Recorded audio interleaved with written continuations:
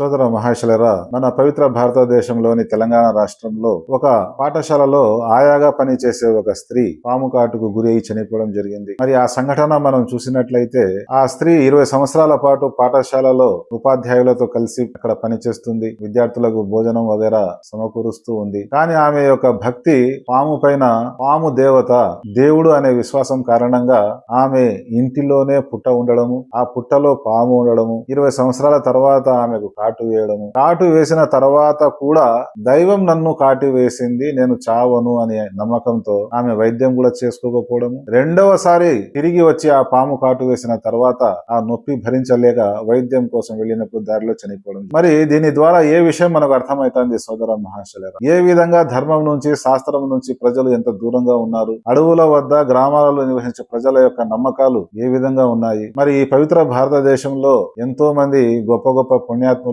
పండితులు, మేధావులు ఉన్నారు. ఒక్కరు కూడా ఈ విషయమై స్పందించడం లేదంటే ఏమిటి విషయం? దైవము విషము రూపంలో, పాము రూపంలో కూడా వస్తాడా? ఎటువంటి నమ్మకాలు ఉన్నాయి? ప్రజలు ఆలోచించాలని నేను తెలియజేస్తున్నాను.